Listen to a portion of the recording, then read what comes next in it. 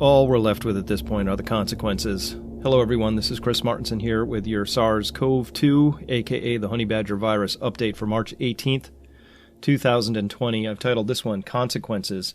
This is going to be a short intro deck that I'm going to go through here, and then I've got a very special interview that I conducted, so you get to see my smiling face, as it were. And hope you stick around for that and check that out, because it's a really great interview with Peter Bogosian. He's the author of How to Have Impossible Conversations, which many of us are starting to have those or have tried to have those of late. Really important topic. So let's go through the numbers here real quick, see what we got. Wow, Italy, 4,000 new cases, and they now have far more active cases than any other country in the world. And they have, as well, more cases per 1 million in population. And remember, you don't get herd immunity until how many people out of a million? 800,000 have caught this thing. So they still have a long way to go, obviously, as do we all, before we get to anything that would look like herd immunity. Iran, way too low on these numbers. I'm sure they have to go a lot higher, and we'll look at those more, I guess, in the future. Hopefully we'll get some better data out. Spain coming on really strong here. Remember a while ago I said that we would move into all triple digits. Yep, here we are. We're moving now. This whole column is going to be quadruple digits soon, this whole thing. And then someday we're going to see our first 5-digit number up here as well, because that is the nature of an exponential disease like this. As well, we're seeing the death count really begin to rack up here for a lot of countries. The United States mounting a big, strong 1,600 increase. A lot of these coming out of New York State, and a lot of these coming out of places where testing has actually happened. So look here again at the total cases per million population. United States is not that much better than everybody else. UK, no way. This is a testing shortfall more than anything. Very suspicious about this number as well. All right, so what can I tell you? This thing's exploding. Also, when we look at tests by population, so this is tests per million people. Thank you, Leos Art, here for bringing this to my attention. Also found on the Worldometer's site. I just didn't know where to look for it. So here you see how many tests have been conducted per million people. Bahrain, world's leader. I got a really nice email from somebody in Bahrain explaining just how wonderfully that government has been doing as well at really containing this thing. And it all starts with testing. If you care about the people in your country, you test, you test, you test. South Korea in the number 2 spot. No question why these countries, these top 3 right here, have done such a good job of containing the disease, because they tested and tested a lot. And then there's this big, huge drop-off. Boom. You have to come, 50% less than Hong Kong so far. Another 50% nearly drop-off. And if you want to know how much your country cares about its people, you have to find them on this list somewhere. Oh, mine's missing. So, but look at this. Look at the difference between 35 tests per million and 4,900 tests per million of population. All right. Looking at an updated chart here, I just drew 3 separate lines in here because it feels like, obviously there could have been a 4th line right there, but this was a line for a period of time. This one seems to be a little bit progressing at a faster pace. This one at a slightly slower pace, but still all of them are linear. Yes, this is still exponential growth in case count. Remember from yesterday, this is our future that we're facing together. How much are we going to see these curves compressed and shifted?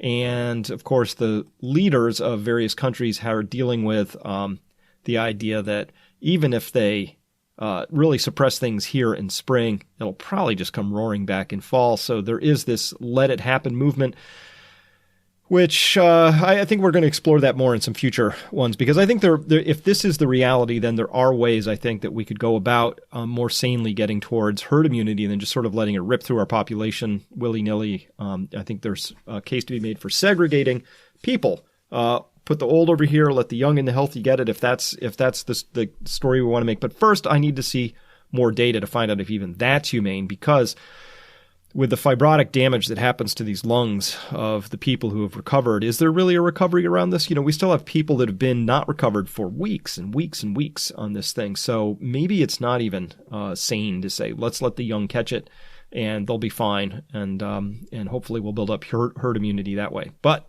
no good decisions to be made. Remember, this is not the flus. It's just not SARS. And right now, at the time of this recording, I started this just before 4 o'clock Eastern here on March 18th. Absolute market mayhem again. this bounced a lot just in the last, it was really ugly before somebody came in and started buying right before the close. I think I know who that was. But at any rate, still 5-6% down across the major indices. The Russell 2000, these small caps, no bounce for them, down nearly 12% at the time of this recording. But this is the stunner, 17.5% down again for crude oil. A big, massive, massive loss. $22. Are you crazy? This is going to destroy all kinds of national budgets, sovereign budgets, major oil company budgets, shale companies. This is an absolutely capital-destroying event that's happening here in crude oil. And of course, crude oil is the thing that tells you the most about future economic activity. Interesting to see gold continue to get shellacked. I think this is just like 2008, but look, not as shellacked as equities. Where this is being sold in the paper markets by people who own paper contracts who need to raise dollars. I get that. This next period of time is going to be all about the dollar. But before we talk about that real quick, look at this staggering, absolutely monster move in the U.S. 10-year bond. That is just absolutely gigantic. And no, it didn't reverse in the close here with this little faux bounce that's happening over here right now. VIX at an 80? Are you crazy? Keep a journal, people. This is absolutely mind-blowing stuff here right now. The big story, of course, is the dollar. So when you see euro, this is the euro against the USD. When it's on top like this, if you see red, that means the bottom number is getting stronger. This is a flip. So the USD is on top. It's getting stronger because this is green. But look at this crush of the British pound. Crush for a currency? Are you crazy? A 4% move? That's insane. So these are insane moves in the markets right now. Here are my quick conclusions for today before we move on to the live part of this where, live, it's recorded, but I interview Peter Bogosian, and we'll get to that in just a second. Conclusions here now. We are now in triple-digit increase stage, heading rapidly towards seeing just quadruple-digit increases across that whole worldometer number one page that I go for the numbers. The best countries, they test the most. Right? The best countries in this story, the ones that care the most about their people's lives, test the most. And that's just a simple statement, a fact for me. Life has now changed forever. You know, what was is just not coming back. That's what the financial markets are telegraphing finally, but I think you and I, we knew this a long time ago. What happened is life-changing, and we're not going back to what we had. We have a whole new future in front of us, and we're going to have to figure out how to manage that. Which means really you're on your own, depending on which government and which country you've got serving you. You know, it didn't have to be this way. It didn't have to be this way. There were other ways to conduct this. But because here we are now, and because life has now changed forever, and what was is not coming back, we need to know how to manage the conversations we're going to have with each other, how to manage our emotions, how to manage the very delicate part of piecing our lives back together, because 85% of how your future is going to unfold is going to be determined by your emotional state, your emotional intelligence, your emotional health, and the relationships that you have. So let's go on to this part 2 of this, where we talk with Peter Bogosian. Thank you for listening. Hello, everyone. Chris Martinson of Peak Prosperity here. And as you know, we've been tracking the coronavirus for quite some time. And today, we're going to do something a little bit different. First, it's not the disembodied voice talking to a PowerPoint, which you've gotten used to. Today, we're going live in video recording here, and we have a special guest today. I'm not going to update the numbers. I think we all know where we are in this story. I've been tracking this diligently for well over 50 days now, and now it's become self-evident. We've moved through that third stage of truth for Schopenhauer, right? At first, people are in denial about it. They're actively resisting it. Second, they're ridiculing you. They're fighting you around it. And third, it's become self-evident. So now we've gotten to that self-evident stage, but not entirely. And so that's what we want to talk about today, because I believe going forward, the number one thing we're going to have to manage through this is our relationships with each other, the emotions that come up around this. This is a really troubling time for all of us. And I'm struggling with this as much as anybody, even though I'm a fast adjuster. I've been through my adjustment process. I'm sure I'm in better shape than some, but how do you get your head around the idea that our entire way of life just changed? So there was yesterday and there's tomorrow, and they're not going to look anything like each other for a long time. And without trying to solve for what tomorrow looks like, we got to get through today. And many of you now find yourself in all new situations. Maybe you have new people in your household, or you're feeling isolated because you're used to a flow of activity and suddenly you're in self-isolation like I am. And maybe it's awkward because we have to talk 8 feet apart from each other now, and we're not shaking hands. We're doing all sorts of new things all at once. And that is an emotional process more than a technical process. So today we're going to be talking with Dr. Peter Bogosian. He is assistant professor of philosophy at Portland State University. We've had him on the program before. He's the author of the incredible book, How to Have Impossible Conversations. And he's got just a big, long pedigree, 30 years of teaching, thousands of students under his belt, and he's just a wonderful communicator. So who better to have on this program today to talk about how to have these impossible conversations, some of them inside our own houses, some of them with people we've known for our whole lives, or people we are married to and we should know really well, but all of a sudden, totally new landscape here. And believe me, this is going to be the hardest part about all of these adjustments, is managing what's happening here. And so with that, Peter, thank you so much for making time today, and it's great to have you back. Thanks, Chris. I appreciate you being on and your kind words. We find ourselves in a rather extraordinary situation right now. Well, we do. So let's start personal. What can you share about your own situation? What's changed for you? Well, I'll be extremely blunt with you. I don't sleep in the same bed with my wife anymore. My wife is a healthcare provider. I had an office. My son was in college. College for him is no more. So he's living in the home with us. I think he's about to go crazy, and he hasn't even been here for 4 or 5 days. We have a bunch of people. That's why I'm not in my office anymore. We have additional people. You mentioned about people living in the home. So they're closed quarters. For the first time in my whole, I'm just being incredibly honest and blunt with you right now. For the first time in my whole life, I'm not a gun guy. I went to the gun store. In fact, I was driving to the gun store with my daughter. We had never been to a gun store before. And then everything looked like a ghost town here in Portland, Oregon. And this one store had a lot of cars. And I joked to my daughter, I said, boy, wouldn't that be funny if that were the gun store? Things would be worse than I thought they were. Sure enough, it was the gun store. So quick story. So we walk into the gun store. The place is packed, which is very bad, for social distancing. The place really was packed. And they had sold out of many guns. And then I realized at that point, this was very serious. So things have changed in my personal life, my home. I went from being insanely busy all the time, never having a second, to basically sitting in my house all day.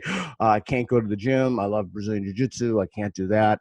So I'm sitting in my basement now. We've made a little home gym. We use bottles of bleach and Clorox, and we lift those. So it's in my retirement is in the market. That's all gone. So my way of life has radically changed in the last 3 weeks. Yeah. And from my end, my fiance Evie and I, we've just moved into a new home. I found myself with an incredible, I'm sure there's a right word, and I don't want to botch this, but it was a responsibility and obligation. So I found myself in this storytelling role. I'm a translator. I'm able to take complex information and translate it in a way people can hear. So I started picking that up. I don't know how to put that baton down. I'm working as hard as I've ever worked in my life because, each day I'm putting out about 40 minutes of video material, which is probably about 8 hours of research. And it's a couple hours of recording. And then I hand it off to somebody who compresses it and uploads it and puts it up onto YouTube. But do you know what it's like to come up with a new brand? It's like I'm giving a new speech every single day. I'm developing a curriculum on the fly, and I'm doing it on a daily basis. And so I have that going on. Plus, we just moved to a new house. And so full honesty, there have been times where we found ourselves short with each other, and it's about nothing. It's not about how clean the kitchen isn't. It's really about the fact that I have unprocessed, I'm carrying so much and I don't know how to put it down, and also, I don't know how to process this because everything in our lives has just changed, and I'm peering forward and I'm saying, well, when does this get back to normal? And the answer is, I don't think it does. I agree. That's a really big concept to get my mind around. And I don't know what that means for my kids. I don't know what it means for my mom, who I probably can't see for, I don't know how long now, because she's 80, mid 80s. And all of that. So it's a lot to process. Yeah, so we're all trying to figure this out. And very quickly before we go on, I do want to say in all seriousness, you have done an extraordinary job of taking very complex things and making it accessible to people. And I know that I've learned a tremendous amount, and people have commented to me and thanked me for turning them on to your stuff. So it's fantastic. But I also realized in that same breath that that's a burden for you, right? So that's something that you're attempting to do to navigate a new landscape to help people. And that's not easy either. Okay, so let's take 2 steps back, and I will make it personal if for a moment. So here's the situation in which I find myself, and I'm sure many people find themselves, maybe even most people at this point. We are self-isolating. We're in our home. We have kids. Our kids' schools have been postponed. Quarters are tight. Even I have a very large house. Quarters are still very tight. So what do we do? Well, let me throw some ideas out for your listeners and tell you what I have done that's worked pretty well for us. Our first order of business, and all in the back of my mind here, I'm trying to push this whole enterprise forward. So we adopted our dog. So in the adopting of a dog, I looked at it like a homeschool project. It was a combination of doing something, I'm a dog person, doing something good, taking a dog out of a pound, particularly. This wasn't a kill shelter, this was a humane society. Excuse me. But we didn't just adopt a dog. We gave it to my daughter as a homeschool project. So she had to watch videos. I have an old dog training book that we made her read. Like, she had ownership of this project. Because when you're homeschooling, it's one thing, because many people who homeschool get out of the homes and they leave at some point and their kid, but that's over. So I think my own opinion is that those kind of tight relationships need a little bit of space. So the dog thing was perfect. So that's one idea that folks can do. However, we just received something from Portland Public Schools saying it's April 19th, schools are going to open. I would be astonished if schools opened April 19th. So a dog is going to take you for about a month. But there are online resources for your kids. My wife and I have instituted reading programs where we all read, including my son, who's just mentioned, home for college. So we have books and book chapters we read, and then we talk about those books for a book club. And then we have the room that we've turned into a workout room, and my daughter has laminated some. The whole idea behind everything I'm saying now is that we have communal projects in which we're engaged. And I've tried to take some of that off of us so they can get their alone time, so they can, get the time with the dog or what have you. If you're not a dog person, you could do it with a cat, but it's not quite, it doesn't quite require the same degree of resources to education for the children. So those are just some quick things you can do. There's nothing to do with conversation, but the idea is that you want to make space for everybody at some points through reading, through maybe the Khan Academy, online resources for your kids, so that you're not in each other, talking to each other constantly. Yeah, that's great. So I want to take a big step back, because I thought that your book, How to Have Impossible Conversations, was just pitched perfectly for the moment in history we found ourselves. There was the left and the right, and they're at each other's throats and unable to talk about things. There's the PC movement going on campuses. It felt like there was this fractured ability to be connected and to find that sense of unity around all sorts of ideas. And now we go from that slamming straight into this micro world where all of a sudden now we're just sort of thrown into like these little, just like those reality shows like Big Brother, you're just like clunk, we're stuck in a house. Right. So how do we bridge that gap? Let's start here. Let's talk about what are impossible conversations and what are the general, let's start there. Because a lot of people listening to this don't have the benefit of having listened to our earlier conversation. I'll direct them there as well, but let's rewind. Have the basic conversation. What is an impossible conversation, and how do we have them? Okay, so an impossible conversation is either a conversation across a gulf, a divide, a political divide, a moral divide, or an epistemological guide. So the epistemology is a $2 word for how you know what you think you know. So if there's some kind of a gulf, often when people get divorced, the reason is incommensurable differences. And incommensurable differences is never the tide shall meet. Like somebody speaks Mandarin and someone else speaks Swahili and they don't speak each other's language. That's an incommensurable language gulf. So an impossible conversation is a conversation in which someone's not willing to budge, someone doesn't want to listen, somebody two people just have radically different commitments, ideological commitments, two different radically different worldviews. And it's also a situation in which you're just tired, or you're with a relative, you're exasperated, you don't know where to go, you don't know what to say next. So the book is meant to help people kind of as a self-help tool in a sense. You could, it's conceivable you could go through your whole life and never seek anybody out for these conversations, but it's inconceivable that anybody would ever come to you. Right. So in this sense, in this context, we're sitting here with our family members and we know exactly what they think. The smallest thing irritates us. So how do we navigate those issues? And it's, as you know, it's a huge question. Yeah, absolutely. So when there's this big gulf and the way I'll tell you from my perspective. So when I get into my little rut and something's happening and I'm annoyed at somebody, I have the emotions up, right? It's not logical anymore. What happens is I'm pretty sure I'm right.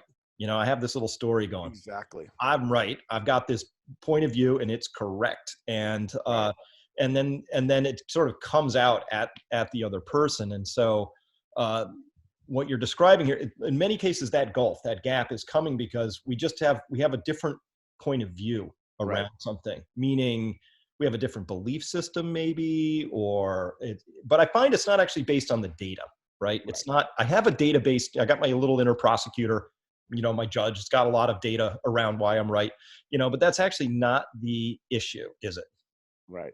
No, it's not the issue. And what you just described, we call the message delivery service. So here's how you know if you're in a message delivery service, and then I'll tell you how to avoid that. If you think to yourself, oh, if they only knew this, or, oh, if they only had this one piece of data, or if they only had this one little piece of information, they'd change their minds. Well, that's not how we work. In fact, giving people that one little piece of data often causes the backfire effect, and then they go further down and they hunker back in their beliefs. A few days ago, I was, this is right after the gun store, I came out and somebody wanted to shake my hand. And this is a key principle that operates in a lot of these impossible conversations. She put her hand out to me. She recognized me. She put her hand out to me and she said, oh, Dr. Bogosian. I said, I put my hand up immediately because it was instinctual, because she came out at me at no end. She said, oh, you think I'm infected? And I said, which I shouldn't have done that in the first place. I should have immediately said to her, oh, I don't know if I'm infected and I don't want to infect you.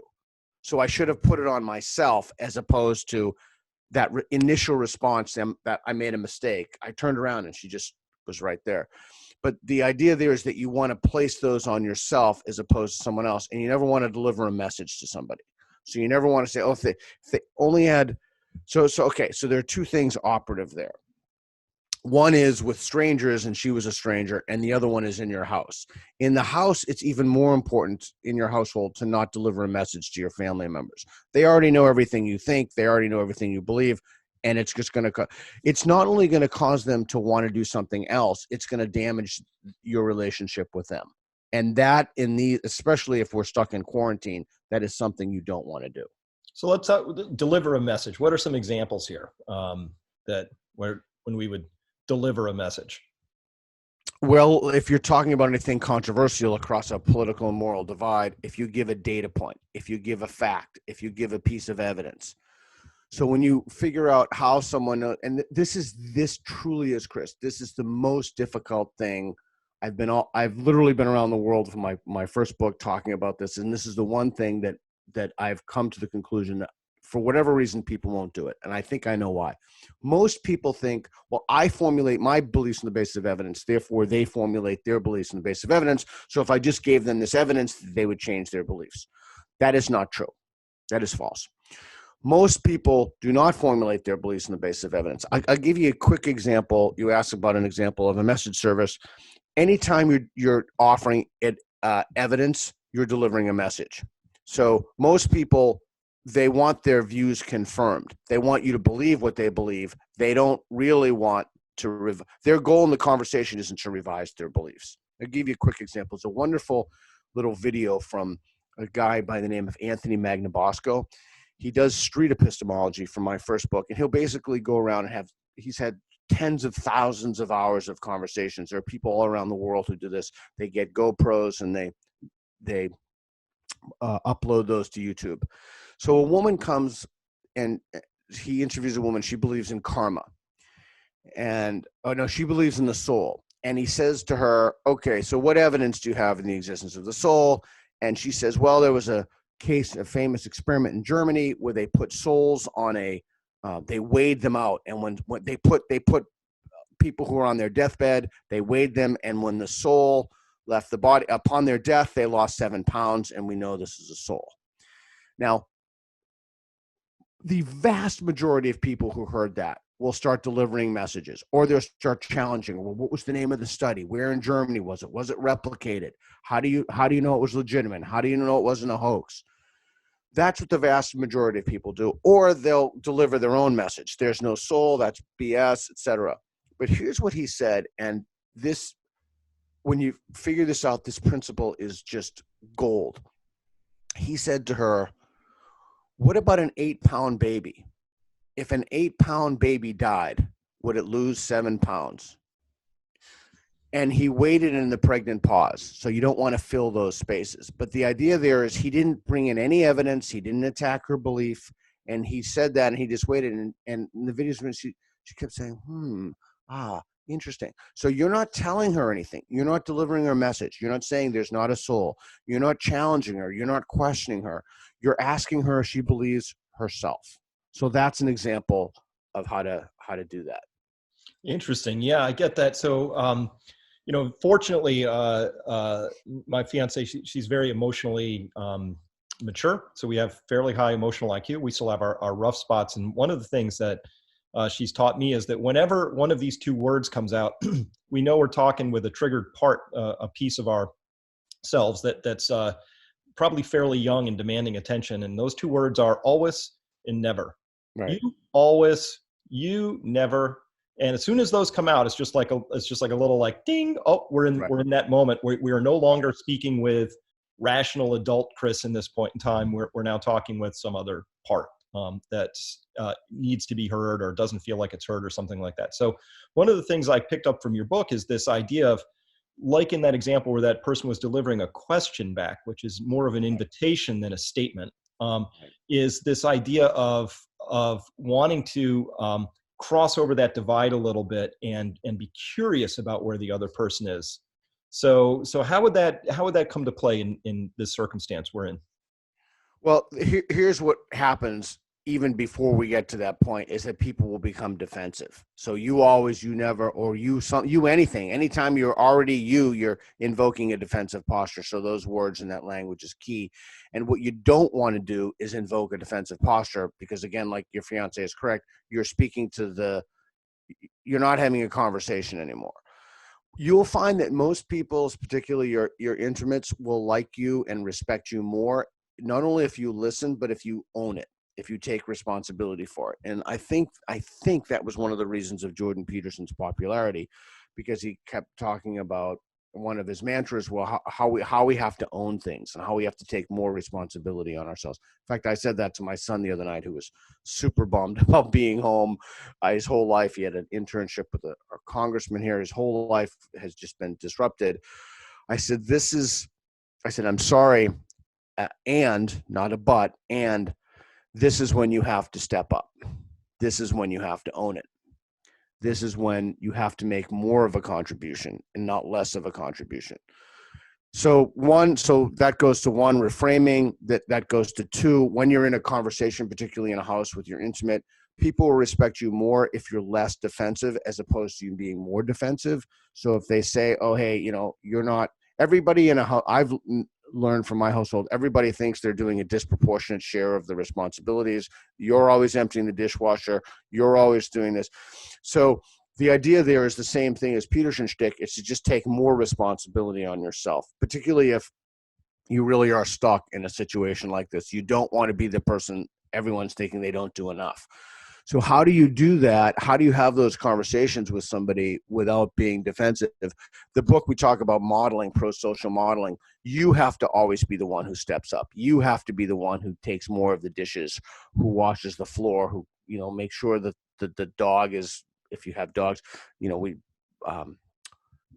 comb the dogs every day, particularly one of our dogs is a major shedder. So you have to take the responsibility and do those things. And then from that, when you speak, you've spoken from the example of somebody who's really working hard. Mm-hmm. So does that make sense? It does. That does make sense. So I want to see if we can make this really concrete, because you mentioned something at the outset I want to loop back to, which is you're not sleeping in the same bed as your wife. And so that sounds to me like a very difficult conversation to have. And I bet you a lot of people are having that same conversation. I know a friend of mine has had to have that because his wife is a pilot. And so, right, exactly. So if one of you is sort of in self-isolation but the other partner has to be out in contact, whether they work in retail or, whatever that is, you have a lot of contact, particularly you mentioned healthcare worker. How did you have that conversation? Well, that's good. Well, not only are we not sleeping in the same bed, we used to use the same towels. Just to save water, we would put a glass by the sink and we would use the same glass. We don't do that anymore. We don't shush out. Well, that was actually a very, very easy conversation and wasn't impossible at all. I said to her, and that's the other thing in this, it's always phrased in terms of a question because you don't want to deliver a message, you want to ask. So that taps into internal motivation for change, in motivational interviewing. If people think that they had the idea themselves, it's much easier to convince them. Many salespeople know this as well. Excuse me. So I said to her, so you are going to the hospital almost every day. Do you think it's a good idea that we maintain close contact with each other anymore? And actually, the background for this is I have Crohn's disease. So it's an autoimmune disorder. I am on immunosuppressants. So that's not helping things very much either. Mm-hmm. So when I asked her the question, I didn't say, hey, I love you, but I don't think we should sleep in the same bed. I don't think that would have gone over too well. But I asked her, do you think we should sleep in the same bed? Do you think it's safe? Do you think that increases the chances of one of us being ill? And she thought about it and she said, you know what? Good point. Now, maybe you don't have that type of relationship with your spouse, then that's a really, truly impossible conversation. But the key there is that you had to ask a question for that as opposed to telling somebody something. Yeah. Yeah. So, all right. So not delivering a message, putting it in a form of a question. A lot of people who are listening to this right now have found themselves in this sort of a spot. A lot of people. Yep. I thought I lost you there. We're lagging. Go ahead. Okay. So yeah, we can just edit that part out. So you seem to be back too. So Peter, a lot of people listening to this right now are what we would call early adjusters. And so they've been kind of at the front of this and you know how it's a bell curve of reactions. There are still people out there saying, dude, it's the flu, bro. And not really buying it, or maybe thinking this is a big sort of a thing to maybe take Trump down, or whatever their belief system is not there yet. How do you approach a gulf where say you're convinced, beyond a shadow of a doubt, this is a real deal, this is a pandemic, but you have to interact with, in some meaningful way, with somebody who's really not there yet? How do you start that conversation? That's a great question. Here's exactly what I would say. And from the book, so every word you use is incredibly important here. You can't, this is not just capricious. I can give you the thrust of it, but the words are key.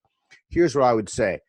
Wow, I really hope you're correct. I sincerely, who wouldn't want, who's hoping for a pandemic unless you're a freaking lunatic? And even freaking lunatics aren't hoping for a pandemic because, they're still in quarantine.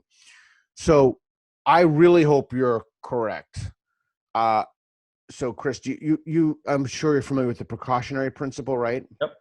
So if you're talking to somebody who's more educated, you can say to them, it does seem to me, and I'm curious as to your thoughts, do you think it's good to invoke a precautionary principle here? So if you're talking to someone more educated, that's good. So you start with validating, man, I hope it's a hoax. Someone says, I hope you're right. I really hope that this is a hoax.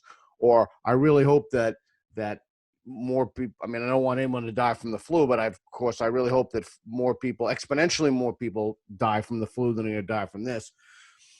But don't you think, or isn't it better to be safe than sorry? Now, that line of asking someone that will only take you so far. You could be dealing with that I think it was the preacher in Kentucky who believes this is a hoax, and he has his parishioners lick the floor, right? Mhm. So then that's chapter 7 of the book, dealing with complete ideologues. Then you need a different tool set. But most people, if you say, hey, well, you could be right, maybe you are, I really don't know, I'm not an epidemiologist, I have no idea, I certainly hope you're right. Don't you think it's good, though, to invoke a precautionary principle in this? Don't you think it's good to take precautions and hope for the best, and then if you're wrong, it doesn't make any difference? Mm-hmm. And then, so again, you framed it in terms of a question, you validated what they thought, you didn't invoke a defensive posture. Most people who are most sane people would say, yeah, it's probably good to take precautions, and if this ends up being nothing, that's great. The other thing you could do is you could say this: look, I don't know anything about this, let's just say you're right. Even if that's the case, the fact that most people are panicking about this, doesn't that create a problem? And then you wait, right? So either way, through those questions, you've elicited the response: either yes, we should be precautionary, or you know what, this probably is BS, but so many people believe it that we need to start acting accordingly, Yeah. all without delivering a message. Right. So I like that. So the idea is, what's the question that you can ask, the equivalent of the 8-pound baby question? So if you've got somebody and you really need to interact with them, and by the way, if you don't need to interact with somebody and they're not there, my advice is walk away.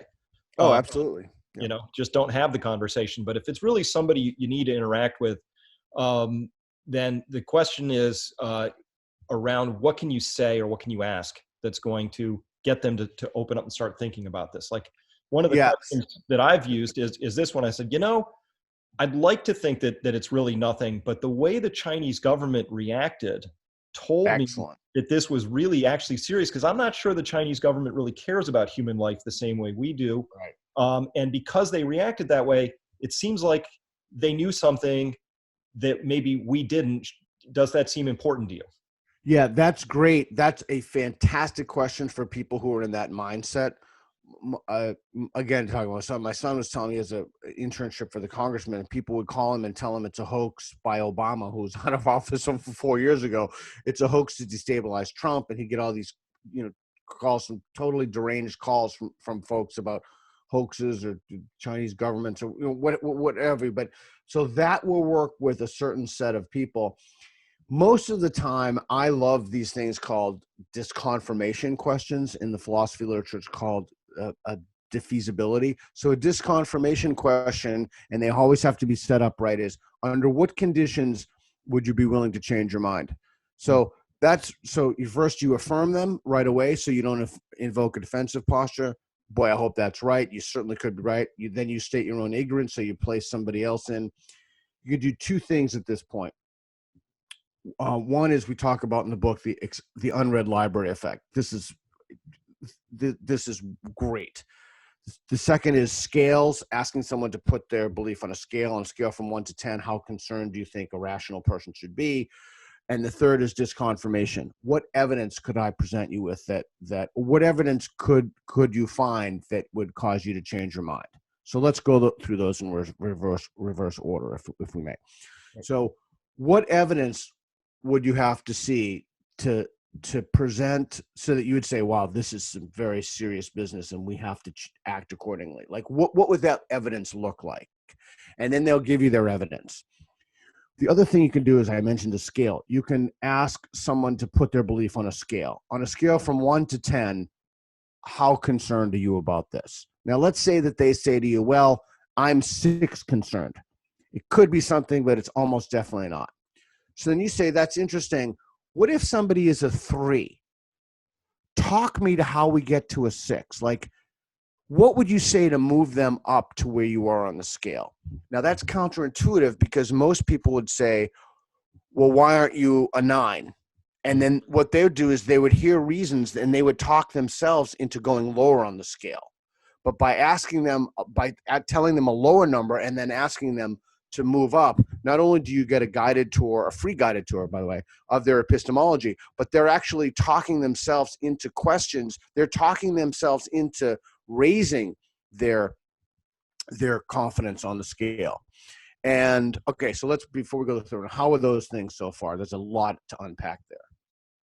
Yeah, that's good. So the the idea of really understanding why somebody thinks they know what they know. I like that idea right there. And in particular, if I love the idea of having somebody, if they're wherever they are on the scale, pick a lower number and have them try and walk themselves up to that. So take somebody who's really not anywhere on the scale. So that's good, because that tells you, I like that free guided tour, because they're telling you where they're sitting and why they're sitting there, right? And so that's correct. You might get some information like, well, I would really need to see our local hospitals get overwhelmed, you know? Okay, well, that's about 72 hours. Okay. But I wouldn't say that to them. I wouldn't say that to them. But I would have to hold back a laugh at that. Okay. So the other thing is that you want to expose the unread library effect. And you do that by always place the stuff on yourself, whether it's, I'm the handshake. I'm sorry, I don't want to get you sick. It's always placed on yourself.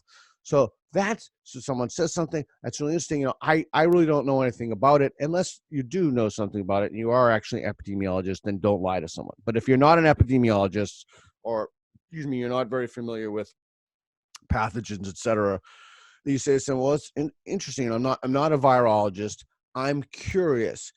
Tell me about, and then you ask them to describe in the most explicit detail that they can, whatever it is that's in question. So very quick story. So originally, some researchers did this with the inner workings of toilets, and they asked subjects in their test, how confident are you know how a toilet works, and people would be, rate their confidence as very high, and they would say to them, okay, so let's explain in as much detail the inner workings of a toilet.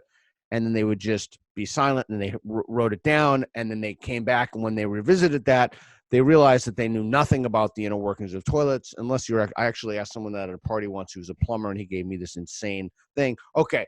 So again, you could be, if that's the case, if you're actually meeting a virologist or someone who knows about this, well, great. Then you just got a free lesson, right? So they know something you don't know, so then you can know what they know. But the vast majority of people are not plumbers. They're not virologists. They're none of these things. But they do almost everybody overestimates or they inflate their own confidence in things. They have a stronger confidence in their belief than they should based upon the warrant of the evidence. So you say, okay, in as much detail as possible, explain, and then you ask them to explain something, and then you ask them to explain again. You're not telling them anything. You're asking a question for them to explain. And we've seen subsequent tests, people will even moderate their political beliefs when they realize they don't know, like a wall. Like, give me as much detail. Who would build it? How much would it cost? But the coronavirus is even better because it's so esoteric. Yeah, so people can understand a wall, but they have trouble understanding a virus. Right. So, the framing I put around this was this great article by Peter Sandman about the adjustment reaction. I'd written my own piece 12 years ago around, I called it the 6 stages of awareness, modeled on Kubler-Ross's 5 stages of grief, which is just what happens when your worldview, when your whole scaffolding of what you know about the world is getting shaken. Right. That's an emotional process. For whatever reason, nature has said, we're going to wire those beliefs in, and we're going to make it expensive to change them. And this is not to say people are defective or we should be rational or we're being irrational. This is called being human, right? We have belief systems, and those are wired in, as best I can tell, through our limbic system, not our cortex. And so there they are, and they're guarded. They got, oh my gosh, it's like a landmine, DMZ zone with like just, 30 years of like landmines laid in there. So knowing that this is an emotional process that we need to go through, I think what you're saying is it's important to give people avenues for themselves to negotiate their own minefield rather than you trying to figure it out. Yeah, and here's the thing I really want your listeners in particular to take away from this. So you have been sounding the alarm that we have been, the debt ratio is too high. We have some very serious fundamental problems in the economy. We need to have an honest discussion about this. Good luck having that in the universities. But so that was already part of your problem right there, is that you're fighting an establishment who, my daughter, she's in 8th grade, her school didn't even want to talk to them about social distancing and washing their hands because they were afraid that it would upset kids and give them trauma. Okay, well, where are we now? Mm-hmm. Right? This is what happens when you're talking about things. And people are like, oh, Chris is an extremist. You know, the economies, the market's 29. I just looked before our conversation. It's like 20,000. So turns out, in many ways, excuse me, in many ways, and for many of the right reasons, you are absolutely correct. Okay, and many of your listeners were correct. So this is what I really want your listeners to get out of this. For those people, and Adam, your partner, contacted me, and I was going to have when I was going to go to the conference, and I had a nice talk. The slide designer has to talk, but how do you talk to your spouse about this? But we are now in a totally new context. We are now in a context in which the things that you've been sounding alarm about are absolutely true. So here's the piece of advice I want to give to your listeners. The response now is not, I told you so. In the book, we call that's the opposite of building a golden bridge. Here's a golden bridge. You know what? This is very complicated. There's no way you could have known that, but we're in this together now. Mm-hmm. Right? So you don't want to say, aha, look, I was right all along. I can't believe you were so stupid. Okay. You're going to have to, if for no other reason, you're going to have to live in a house with this person for an untold number of months on end. You do not want to be doing that. In fact, you want to be doing just the opposite. This is a golden bridge. Yeah, that was so complicated. Very few people understood the complexities of the global market. You are, insert a lawyer, a doctor, a food service handler. I didn't even know all this stuff. So you want to build a golden bridge like that so that you want to let people cross over to the side of belief, being like, wow, Chris is really gracious, or wow, whatever the listeners, this person is really gracious. We're in this together. They didn't make me feel stupid. They didn't belittle me. I don't have a defensive posture. I really love my partner. And I think that is one of the main deliverables I want people to take from this. Not, oh, I was right. Look, now we're really in the shitter. But this is a very complicated. Nobody could have foreseen this coming. I did take steps to do this. Just as a parenthetical, my daughter and I have been watching Preppers, the show, way before this. And it's funny, the underlying theme in that show is these people are nuts, right? I mean, it's not explicit, but it's like this thematic element woven through, like, wow, these people are really extremists. I don't know if people are saying that stuff anymore. When you go to the gun store and there's no guns, what do? Those conversations for those people, the more extreme your belief was and the more extreme you acted on the fact that we could be looking at I don't want to say civilizational collapse. I don't see that yet, but certainly not going back to our old way of life. The more important it is for you to build a golden bridge.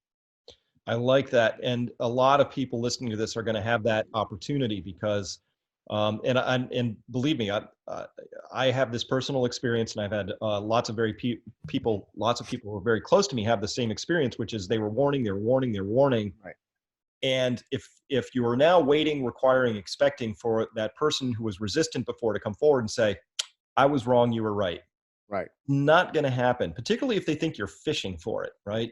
Like however subtly you're trying to reel in that, come on, give me.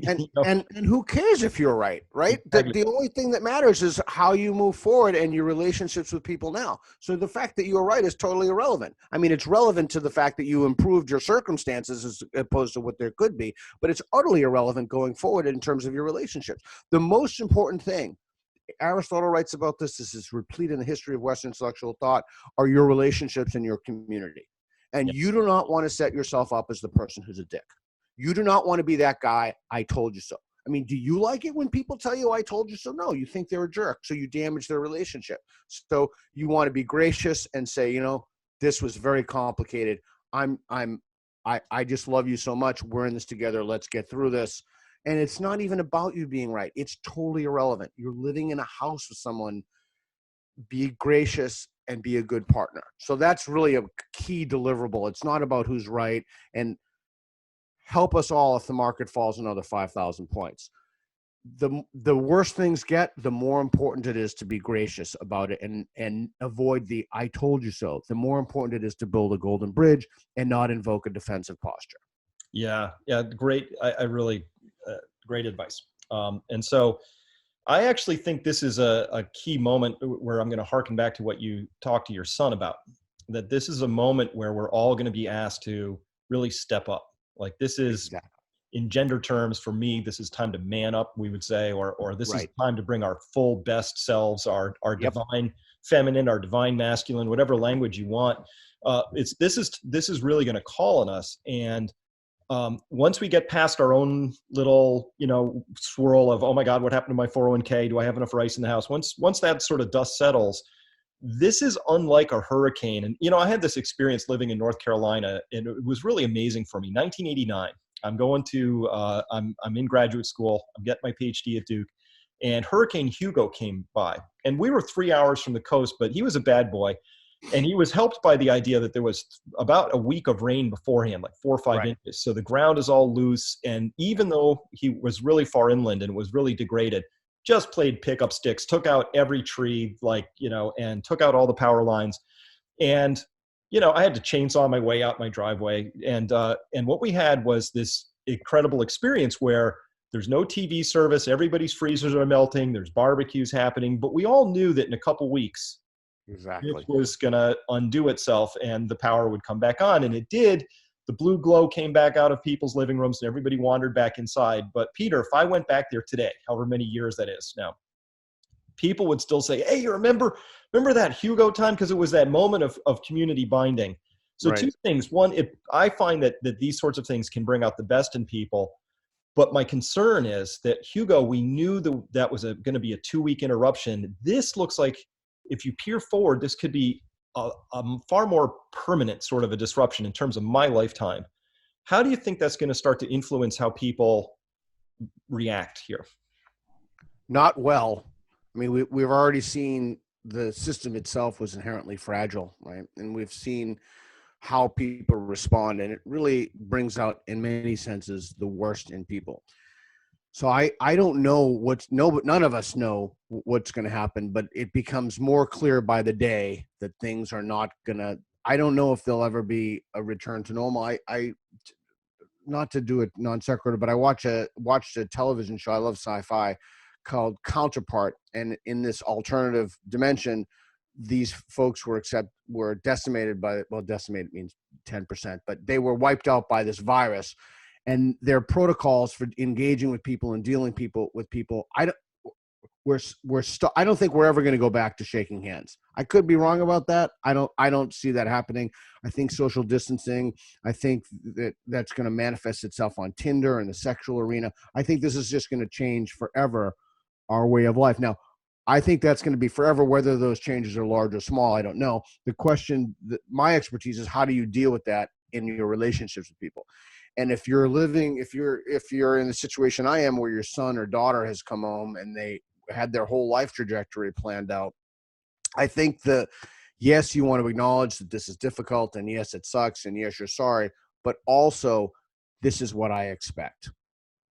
This is what I expect. You need to man up. You need to take more responsibility for yourself and for your family. So the line to them is not, oh, boo-hoo you. The line is, we're in this together. Let's do this. And here are my expectations. Mm-hmm. Yep. And you will also find, not only will it be good for them, it will be good for your relationship. Yeah. And then, say, look, you got this. I believe in you. I love you. I believe in you. We're in this together. Here's what I expect. You need to start taking on more responsibility. Yeah. And my advice, that's great. I love that. And I love what you said earlier too, which is, this is a great time to learn a new language, go on Khan Academy and better yourself. I think people should start gardens, we're going to need fresh food and all of that other stuff. But this is really a time to as quickly as possible, adjust to this new reality, because no matter what happens, there will always be an economy. There's an economy in Leavenworth, a supermax prison, right? People, there's always going to be an economy, but it's going to be very different. And so in this context, finding out who you are, what you're good at, so that you can add value to whatever situation you're in, is very different from saying, I have to train for a paycheck, because that world is going to be shrunk. That'll still exist to some extent, but it's going to be a fraction of what it was, unless, I really missed the mark here. So now you haven't missed the mark. That's a you whole have not missed the mark. Problem. I don't think I have, but I might be wrong, but I'm not confused, is how I put it. So this is if I wanted to really help support somebody who's needing to really make that enormous mental readjustment, how would I offer myself in that circumstance? Well, I would say this is going to seem totally counterintuitive, but I would say, let's go help the neighbors. You have an elderly neighbor, you can't get them food, let's get them food. Let's be actors, be doers. Don't passively sit back. Of course, that if there's a mass quarantine, you can't do that. So it depends on what the context is, but again, calling them to more responsibility and more doing as opposed to exactly the opposite, which is less doing.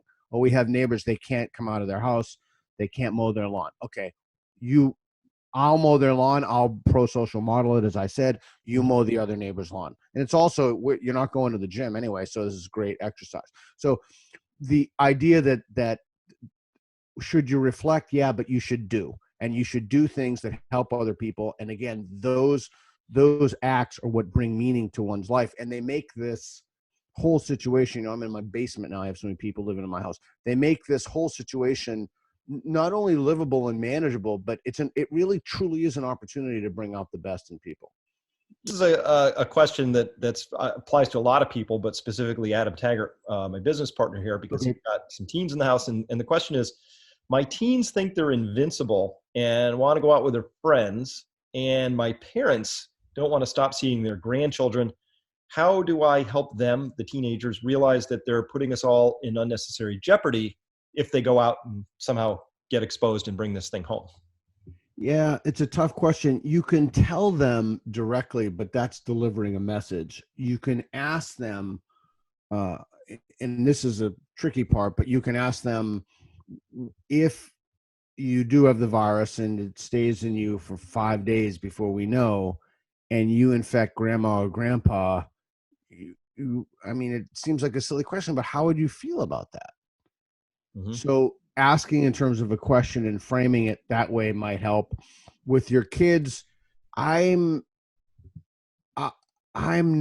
still not under quarantine, so we can still do some social, as of this, whatever the date is today. Right now, we're not under quarantine. So I'm not sure if someone's in the neighborhood, if they want to stand 6 feet apart with each other with no hugging or contact, if they just want to walk around the block together. I'm not an epidemiologist, but I don't think that's a problem right now. But I would ask questions and say, well, geez, if you did infect grandma, or if you did bring the virus home and we got sick, how would you feel? Or how would you take care of yourself? How would you take care of us? What would you do? What would your plan be? That's kind of like the unread library effect too. What would your plan be if we can't move in our room? Mm-hmm. Like, how would you? So you're asking them questions to instill a sense of responsibility with them. And the other thing is, if you're a stricter parent, I would forgo most, if not all, rules about social media and screen time. I'd encourage FaceTime, because we do need communities. Kids do need their friends. This is an extraordinary time. It's not exactly ahistorical, but it's certainly ahistorical, and and everybody who's alive now, their lifetimes. So I would chill out on the FaceTime and the social media restrictions, the internet restrictions. Yeah. All right. Well, this is, I think, knowing teens, having raised 3 kids myself, that it's, the first week or two, this is sort of an interesting thing, but what do we do in month 1 or 2? Because all the data I have suggests that this thing's going to be with us probably through June, depending on how fast it burns. And then hopefully it goes away for summer, but it might come back again in fall. So we might be through a couple cycles of this before, whatever was normal before is not normal anymore. And so that's a tricky conversation to have, because we don't know what it means. They don't know what it means. Nobody really knows what it means. So, right. That I think the answer to that is counterintuitive. The answer is, again, more responsibility. Asking people to take more responsibility. Asking your kids to read the books, and you read the books, especially if you're home. If you're working, it's a little different. But setting up things. Find a project, find something in the house. I mentioned getting a dog. I'm a big fan of taking dogs, particularly out of kill shelters. Adopt a puppy. Find a goal-centered, a goal-oriented thing where there's at least some of that is alone time, so you're not engaging with other people constantly. and ask your family to take on more responsibility. I think that's part of the solution. And then taking it, always bringing it back to yourself. You washing more dishes, you doing more things. So then when you ask someone to do something or you make a request, you do so from authority, lived authority. Oh, that's great. I know we're gonna be continuing this conversation because we're just at the beginning of this. Really, thank you so much for your time today. Hi folks, Adam Taggart here. Chris Martinson and I are the co-founders of Peak Prosperity. If you want to get alerted whenever we release a new video from Chris, just click the red subscribe button right beneath the YouTube video player. Once you've done that, a little bell icon will appear right next to it. Click on that bell. It looks like this. And that's it. The next time we publish a video from Chris, you'll immediately receive a notification from YouTube. Thanks for watching our videos.